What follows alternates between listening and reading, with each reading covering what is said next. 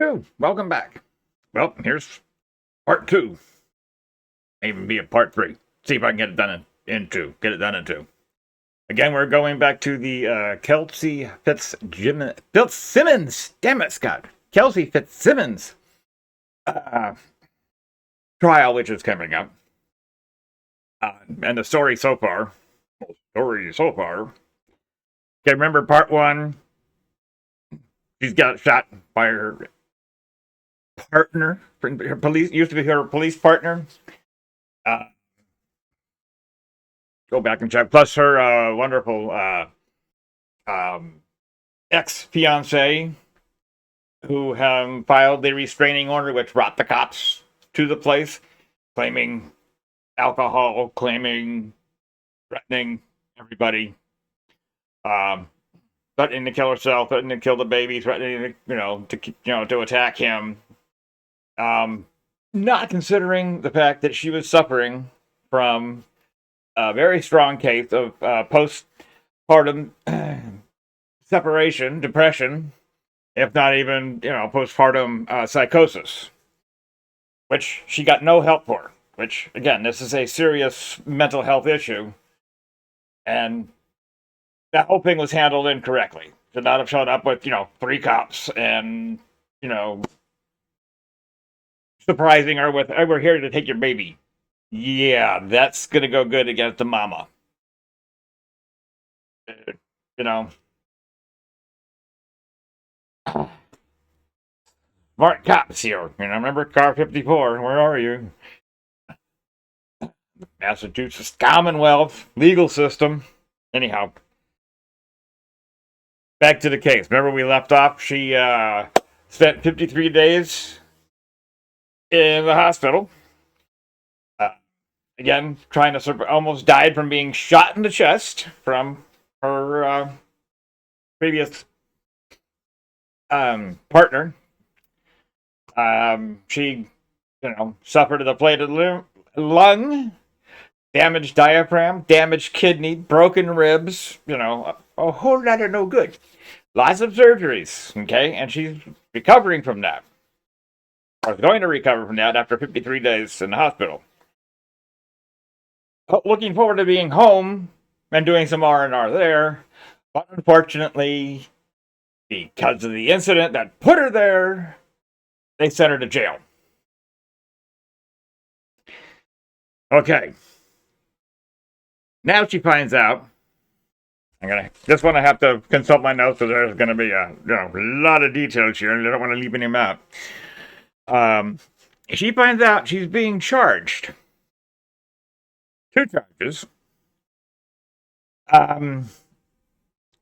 One of them is assault by means of a deadly weapon or firearm, and the other one being armed assault with a deadly weapon with intent to murder. Because she got shot by the cop. And no one saw it went down. Cop says she was holding the gun to her head, and then went to shoot at him. He fired 2 shots, one again hitting the AC unit, and the other one hitting her, dead center in the chest, or just off. He says she was handing him her gun. Again, because of the restraining order, another part of it was, no firearms because she could hurt people and take the baby away. So now she finds out she's got those 2 cases against her, basically armed assault with attempt to murder and armed assault with a firearm. Yeah. So that's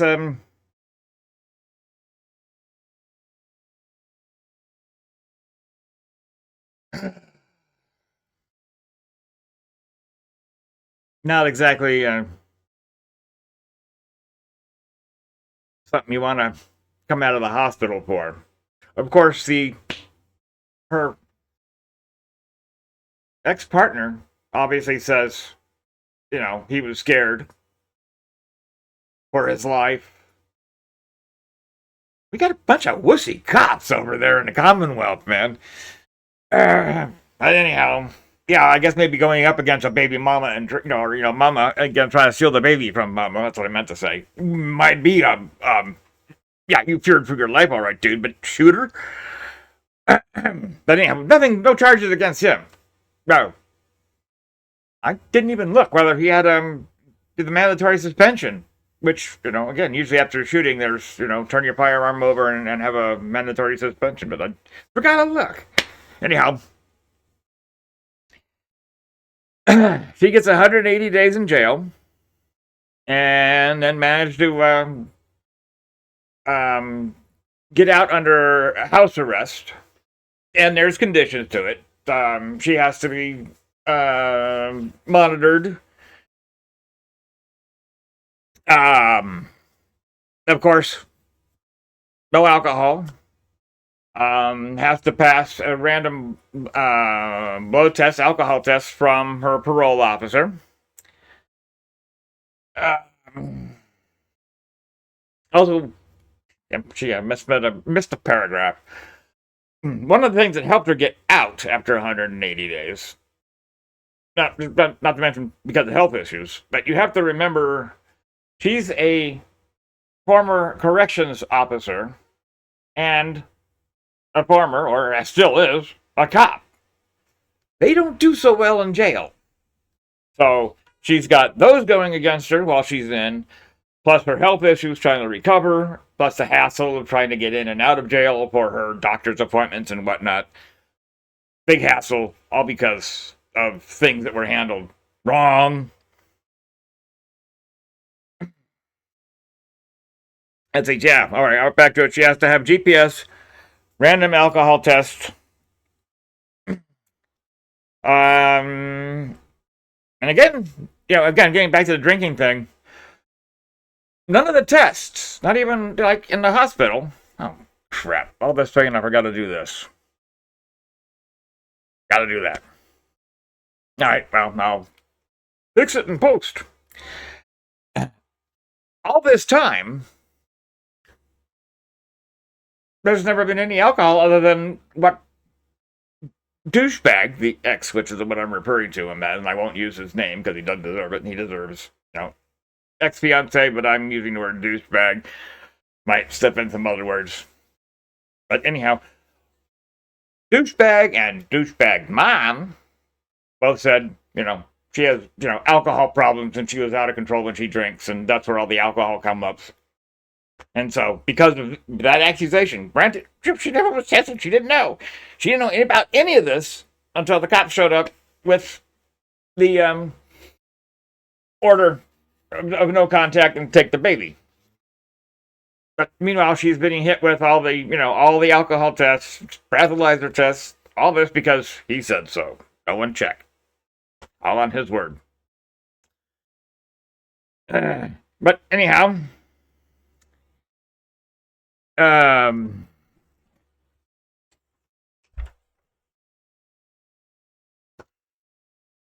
she passes 8 out of the 9 times she was tested. Now, the 9th time she was tested, she couldn't blow hard enough and long enough for the device to register. So that goes down as an incomplete. Usually with an incomplete, they'll probably have another, go get another device if he didn't, have another, or go to the police station and use the real one. We'll get to that in a moment. Anyhow, judge says, "Oh, she failed one," and they're going, "No, she didn't fail one." But anyhow, we'll get to that. Throw her ass back in jail because, she had an incomplete. Didn't get a chance to retest. It wasn't a failure.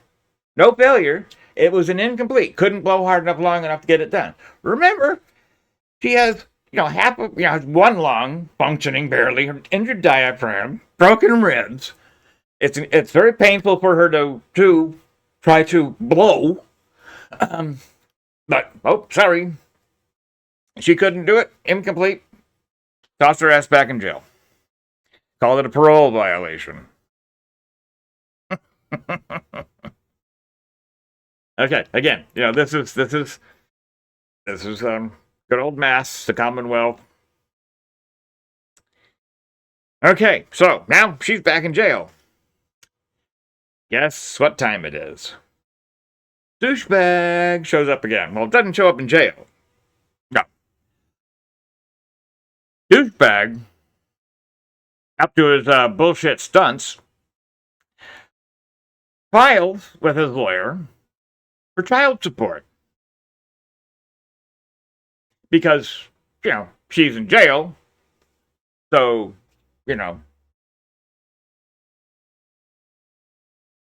he wants all the child support. As in, since she's in jail and probably going to prison, it's going to be a while before she even gets out, and she can't pay child support while she's in, so she must sell her house. So whatever she sells the house for, or the house gets sold for her, that money to go to him. What? What? Remember, they were not married. Not married. No family counseling. No, that. Just, they had, he's the father, and well, I'll say, he's the sperm donor at this point, and she's the recipient, and a baby occurred. And now all of a sudden she's in jail and about to lose her house. He's also filed along with the child support lack of assistance from her, which, okay, no time off, sharing time, 3 days with, 4 days that way, whatever. How can you do that? You're the one who petitioned for never getting the kid back. But then you turn around and say, well, because she can't be with the kid or help me with the kid, that entitles me also to everything I want.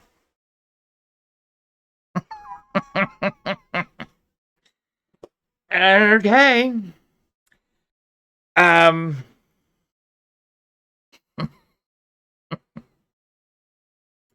The douchebag's lawyer also files several other aspects in this lawsuit.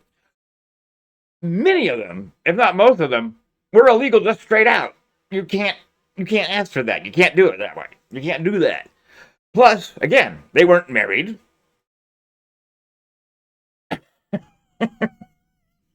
So, I mean, he's, you name it, and his lawyer is like all for it to try to, screw her over again.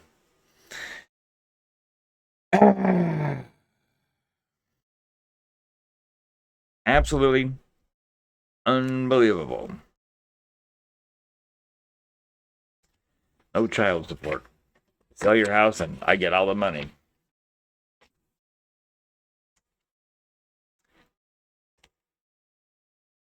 I think the wrong person got shot. Anyhow, time passes. Her lawyer tries to get her out of jail. A bond hearing for parole.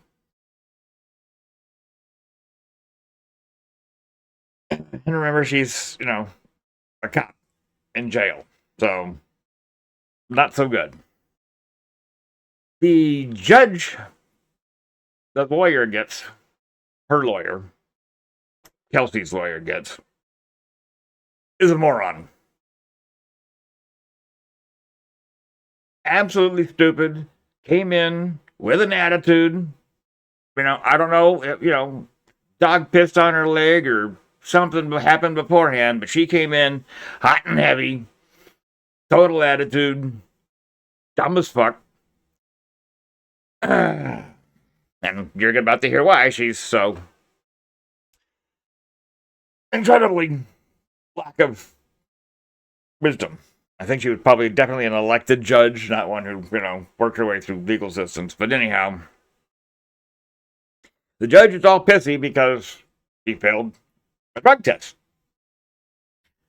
And her lawyer is trying to explain she didn't fail. Oh, we discovered this, but she didn't fail. It was incomplete. Judge doesn't know the difference, doesn't want to know the difference. She calls it a failure, and it's a parole violation, which is why she's in jail.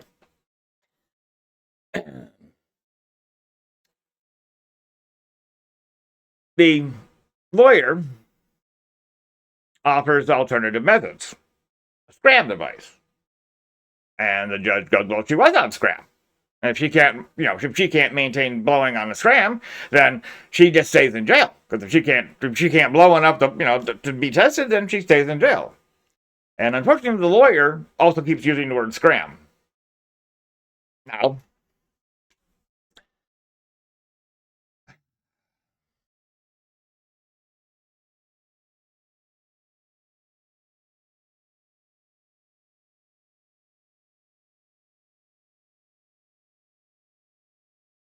I would say, oh, I just hit the wrong damn button. There we go. These are scram devices.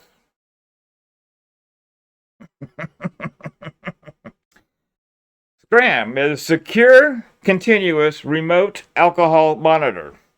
It's the ankle bracelet. That's what a scram device is. It even says right on it, scram. Not a breathalyzer.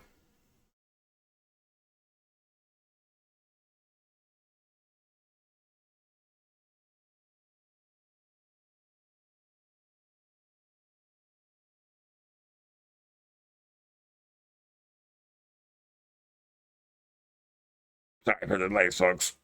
I don't have buttons to push. I've got to. Anyhow, this is a breathalyzer. It's also referred to as a PAT. This is what you have to blow into. But the judge doesn't know the difference between the two. And forget about even getting to the point of taking a P test for alcohol. I mean, the transdermal scram, which means it goes on physically against your leg, no socks allowed, and it checks your sweat. If alcohol goes up in your sweat, the alarm goes off, and you're in trouble. You're in trouble. It can also be GPS fitted. If I'm pretty sure they can have a GPS fitting on it. Nothing special, extra. But anyways, the two, lawyer and the judge, are going back and forth. Neither one of them really getting the nomenclature right.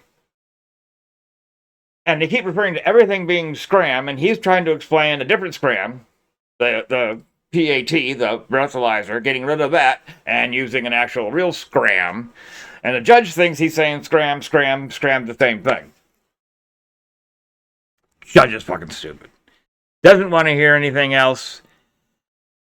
Doesn't know the difference between an aspirator, breathalyzer, and the transdermal patch on the actual ankle bracelet.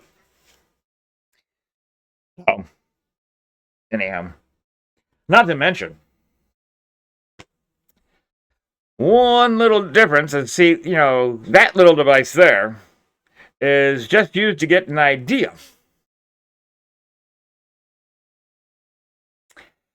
It's not admissible in court. No, they're not. I know. You're going to go, whoa, cops pull you over and make you blow. Yes, they do. That then gives them more for probable cause to arrest you or bring you in, detain you. And then, once you're in a police station, they can use the calibrated, regularly tested, far more accurate, far more nasty breathalyzer. And this one's known as an EBT. Yeah, not food stamps. That's known as an EBT, electronic breathalyzer test. It's got a computer. It gets calibrated. This is allowed in court. This is evidence.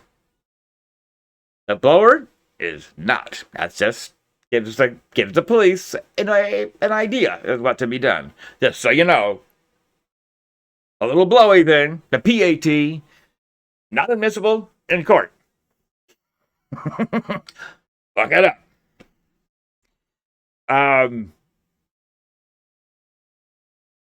See, there was something else in here. Oh, yes. During this hearing, her parole officer is there, and he's in support of her being able to be released and use a scram ankle device or piss pee in a cup. But he doesn't get to speak because the judge doesn't want to hear from him. What's the point? The prosecutor, or the ADA she has, says, I have no problem with her, going back out on, house arrest. And submitted a letter saying he's got no problem so long as, she gets fitted with a compliant alcohol testing device. Now, I can't remember. She never blew positive and wasn't arrested for being drunk. The only way the alcohol comes up is testimony from douchebag. And maybe she did have a drinking problem prior, but no proof. See, the thing in courts is you got to have proofs. You can have allocations, but you have proof. You got to have proofs. Grand jury, you have to convince a grand jury of something. Even at a grand jury level, you have to have something to offer a grand jury. So you can then go to trial where you have to have a hell of a lot more to get a conviction. Now remember, she hasn't even been to jail or hasn't even been to court yet. 53 days in a hospital, thrown in jail for 180 days, gets back out for a little while, gets thrown back in jail. She's had no court case yet. Her court case is coming up soon.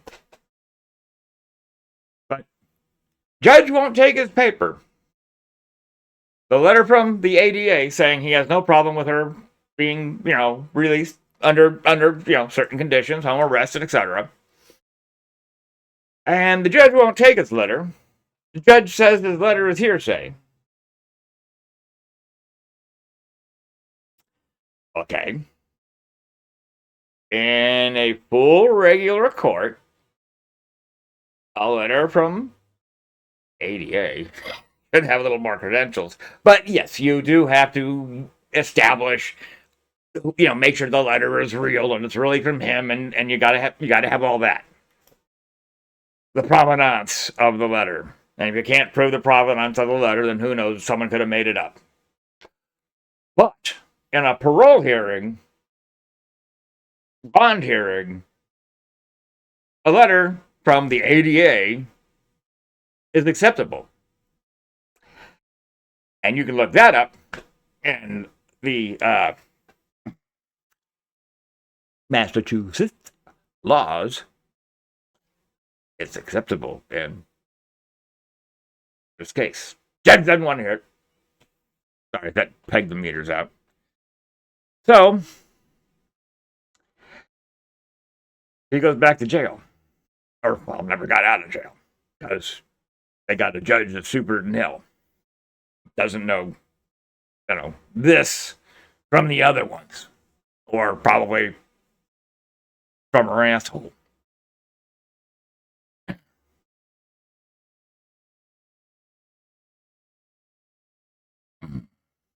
And again,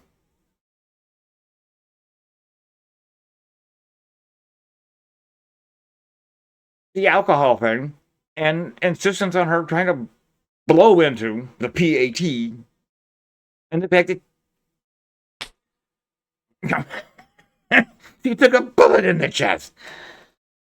Anyhow, so, she's back in jail. She's a cop and former correction officer. Back in jail.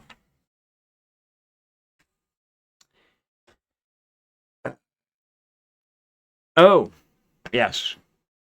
The judge also accused her lawyer of trying to manipulate the hearing. Yes, by trying to present facts and other options.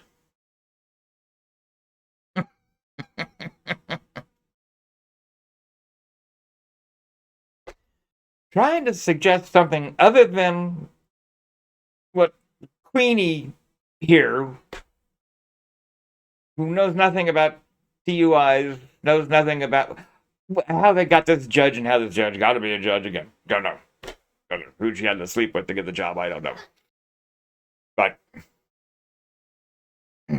accused of trying to manipulate the hearing by using facts and figures. Oh my goodness.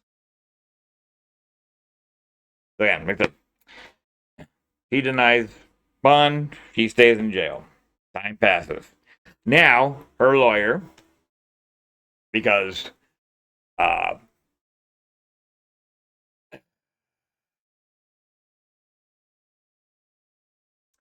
lawyer, no picture of him, not worthy of it. He looks like a lawyer. Decides to take the ruling to Supreme Court. Let's go over this lower court judge who doesn't know her, ass from a hole in the wall. You have to wait a while for Supreme Court, and meanwhile she sits in jail. They agree to a single judge at Supreme Court, which they can get that through faster than the whole panel. Whole panel will take years and years before it, and they're like, okay, fine, we'll do a single judge Supreme Court. Hear our case. They present the case, present alternatives to using a PAT, the breathalyzer. Maybe use a scram, maybe use a p-test.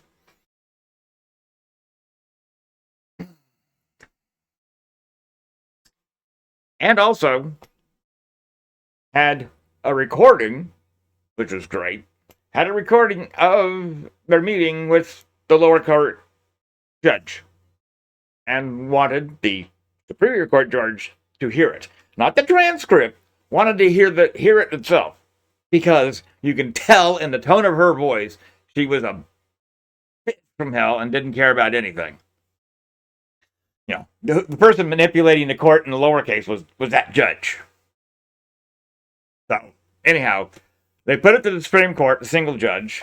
She looks it over, and they also put in the paperwork, a complaint about the lower case judge, and a judge will never really sanction another judge, and this is like really, really serious stuff. They just kind of go, okay, whatever. But they said, okay, if it gets, plus if it gets sent back down for another judge to look at it in the lower case, because it's, the superior case doesn't want to deal with it. So it goes to a different judge. Okay? They're just looking for, hear us out. Get us somebody to hear us out. If not you, someone else.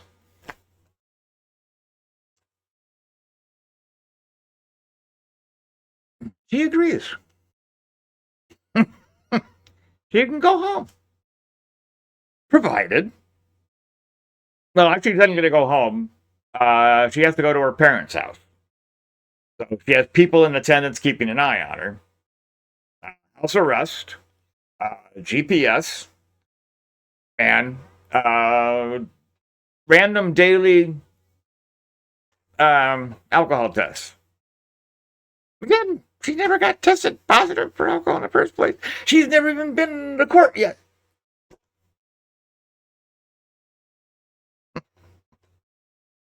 Okay, now we're not done. We're not done.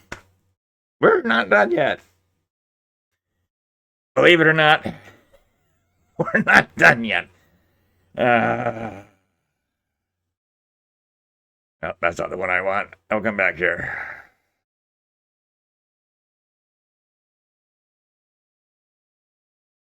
That's it. There we go. Back to this. Back to the ex-fiance, Mr. Douchebag. Mr. Douchebag, on camera, breaking in to her house. Okay, remember that?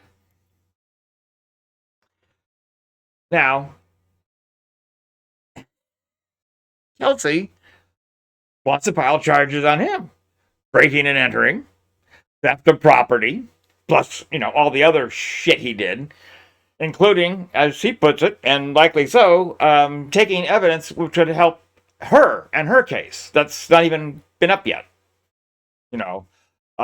He's saying one thing, and if she's got the love letters and where he's testifying to that she's a wonderful mother and all this stuff. That can go right against this. So, but that's also stuff he's told. But she wants it back. She wants charges pressed against the guy. I mean, makes sense. He he broke in with his buddies and looted the house of the things I want, all because I have property there. Now, the other ADA who is not going to prosecute him for breaking in. This is security cam footage. I'll give you the whole video. Maybe you saw it in the first one of him busting through the door, losing his sunglasses, and then picking them back up, putting them on his head, and then his other buddies come in. Another ADA is not going to charge him because now this is really good.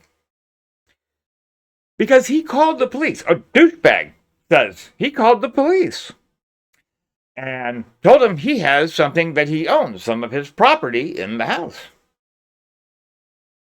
And he asked for the police to come out and assist them enter the house so he can get his property. And according to him, the police officer said, well, so long as you have property in there, you're free to go in and get it. Do you believe a bit of that? Is that the law in the Commonwealth?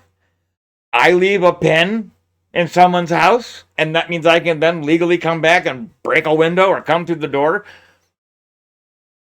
Interesting. So, fantastic, interesting aspect of the law that not charging because he says the police officer said it's okay.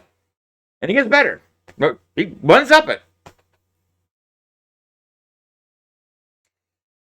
Douchebag says he called the police again. And the reason he says he called the police again is because now there's an alarm going off when he broke in. He wasn't used to an alarm. He didn't know she had an alarm. Daddy, remember that? I said put a pin in it. Dad made sure the security cameras were working and put an alarm in. So, douchebag says he called the police again.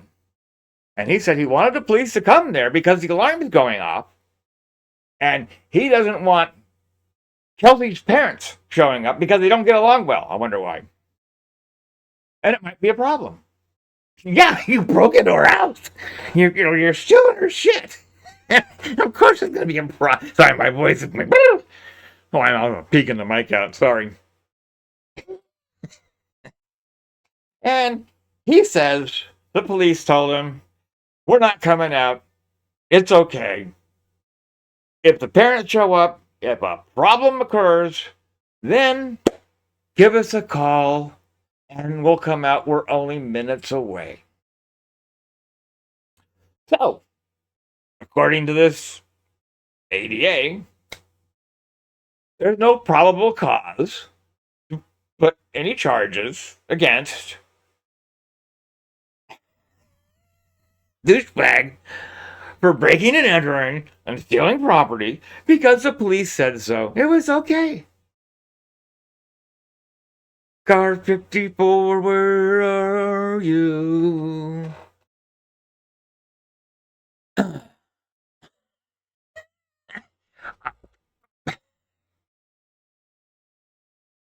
Oh, it is just absolutely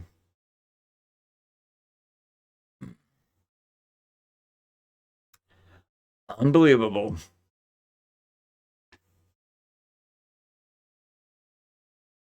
Anyhow,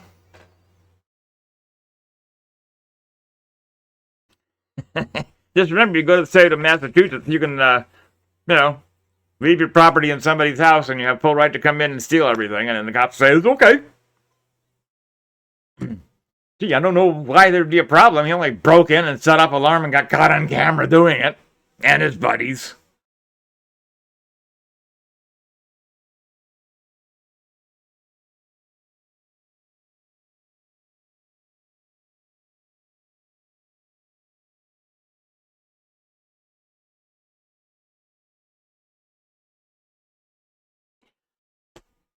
Do you believe any of this crap?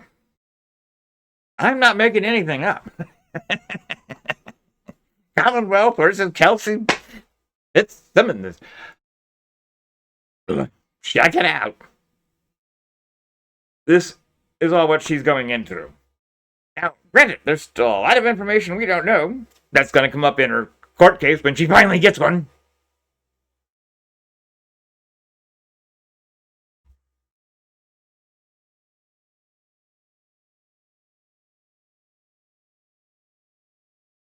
Bullshit. Just like the Karen Reed trial. You know, the cops who couldn't find any evidence in the snow, and then found evidence in the snow, and then found bigger pieces of evidence in the snow as weeks gone by and the snow was melted. They find even bigger pieces after having searched there already, and etc., etc. I'll do more on the. I did some on the Karen Reed trial. I think I did. No, I didn't. I got to do one on the. I mentioned it before. Brain work. Anyhow, Kelsey's court case comes up March 23rd, which, only a couple of weeks away. That's a good thing. So hopefully it'll be televised. You gotta watch it. If it's televised, you gotta watch it. You gotta, try to hear how, all this goes down. Again, we don't know everything. True. We don't know everything. But we've seen so far, I sure as hell hope come the 23rd and her case starts, pray, she gets some actual justice. They use some actual law in her court case.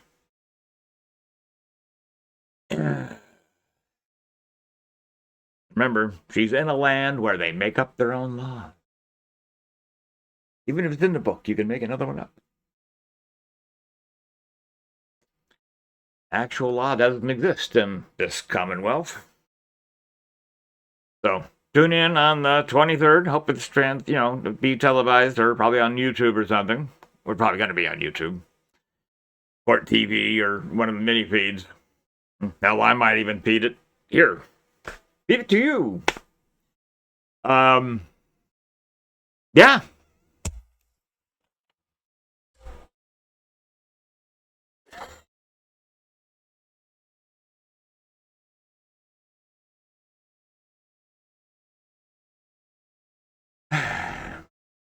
So, go visit that Commonwealth, break into people's houses after you've been there and left some property, or allegedly left some property there. I mean, how would you know? Cops won't come out because it's okay.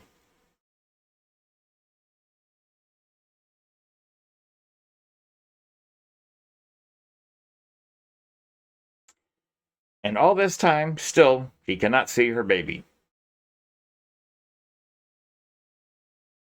No visitations. Nothing.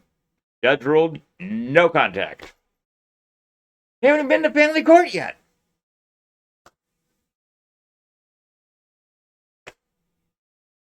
No custody case yet.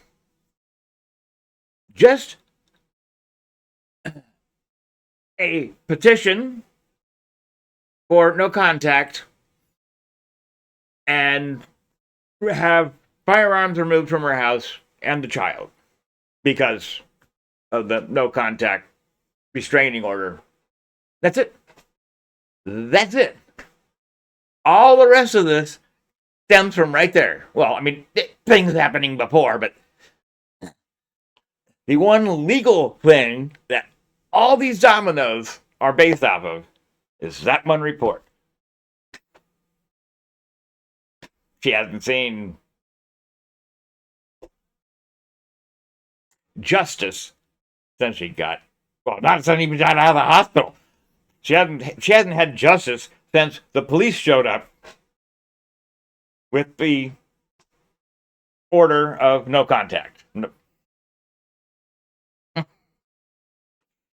Man, keep your shit together. But, happened to her. She's a cop.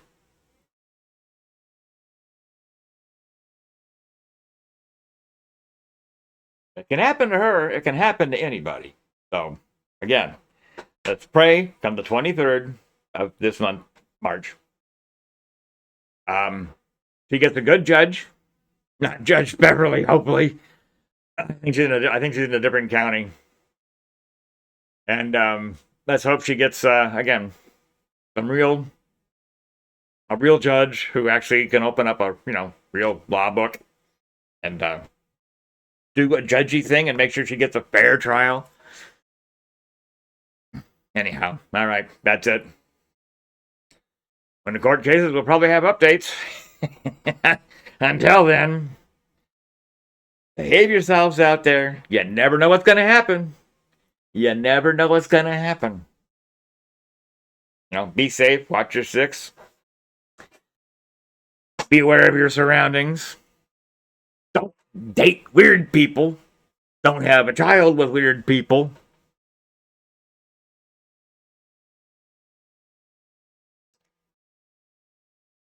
Enjoy your rest of your day. Sebos. Where's that button, Frank? There it is.